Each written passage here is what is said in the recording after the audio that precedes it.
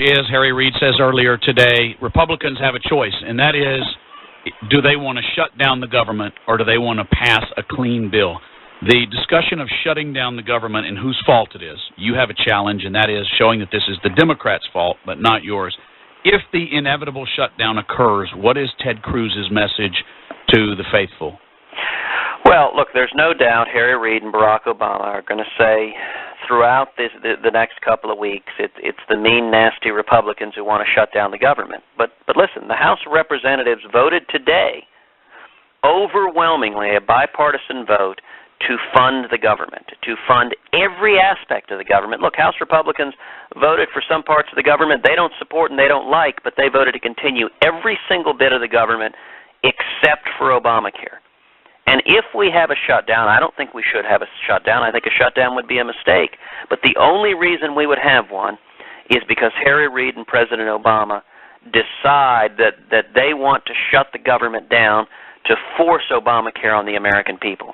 If, in fact, there is a quote-unquote shutdown, Senator Ted Cruz, what does that mean? Does that mean I still get my Social Security check? Does it mean I still get my VA benefits? Does it mean I still get my ammunition in Iraq?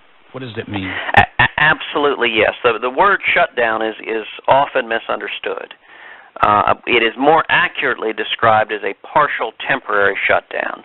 You know, if you think back to 1995, we saw two partial temporary shutdowns in November and December of 1995. And if you remember, interest on the debt continued to be paid, the men and women in the military continued to be paid, Social Security continued to be paid, Medicare continued to be paid.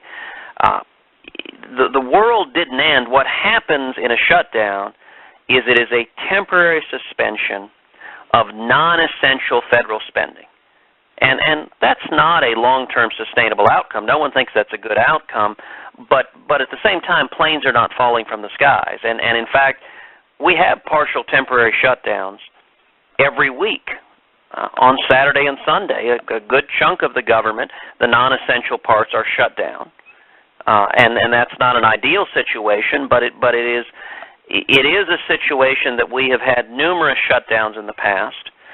And at the end of the day, I think it would be a mistake for President Obama and Harry Reid to force a shutdown over this.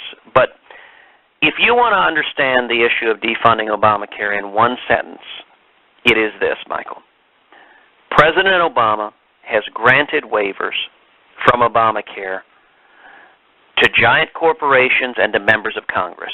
Why is President Obama threatening to shut down the government to deny those same waivers to hardworking American families? Are you